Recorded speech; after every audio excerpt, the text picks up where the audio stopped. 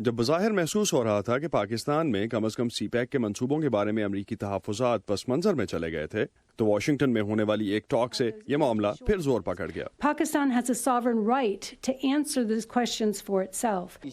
حقائق کو نظر انداز کرنے اور قرضے کے مبینہ جال کا معاملہ اچھالنے کا امریکی اقدام سی پیک کی تعمیر میں خلل ڈالنے اور پاکستان اور چین کے بیچ دراڑ پیدا کرنے کی ایک مذموم کوشش ہے۔ لیکن سی پیک ہو یا دوسرے پہلو، پاکستان امریکہ تعلقات کو ابھی بھی افغان مسئلے سے الگ کر کے دیکھنا واشنگٹن کے اکثر حلقوں کے لیے ایک چیلنج نظر آتا ہے۔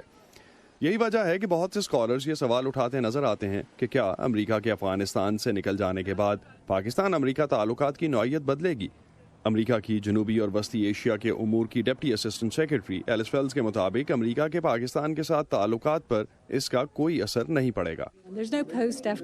پاکستان کے ساتھ امریکہ کے تعلقات کا انحصار افغانستان کے حالات سے جڑا نہیں ہے۔ علاقے میں استحکام کے لیے پاکستان کے ساتھ ہمارے تعلقات بہت اہم ہیں۔ پاکستان جیسے ہی FATF کی جانب سے اپنی سرزمین پر نان اسٹیٹ دہشت گردوں کی پراکسی کو ختم کرنے کا مطالبہ پورا کرتا ہے اور اس کے بعد عوام کے درمیان کاروباری روابط مضبوط کرتا ہے تو یہ سب ایسا ہے جس پر ہم کام کر سکتے ہیں۔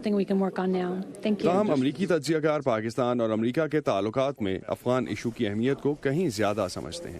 ولسن سینٹر سے منسلک مائیکل کوگلمن نے وائس آف امریکہ سے بات کرتے ہوئے کہا کہ امریکہ کے لیے اس وقت سب سے اہم افغانستان کے معاملے کا حل ہے، جس کے بعد پاکستان امریکہ تعلقات کی نوعیت میں تبدیلی آ سکتی ہے۔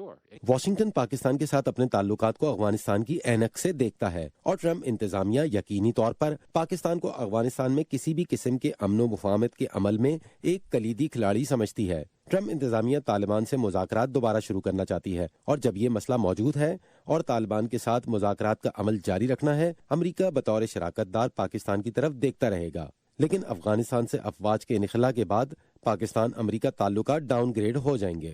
2020 امریکہ میں صدارتی انتخابات کا سال ہوگا۔ پاکستان اور امریکہ کے تعلقات کی نوعیت میں کوئی تبدیلی آئے گی یا نہیں، اس کا بڑی حد تک دار و مدار نہ صرف ان انتخابات کے نتائج بلکہ افغان امن کی کوششوں پر بھی ہوگا۔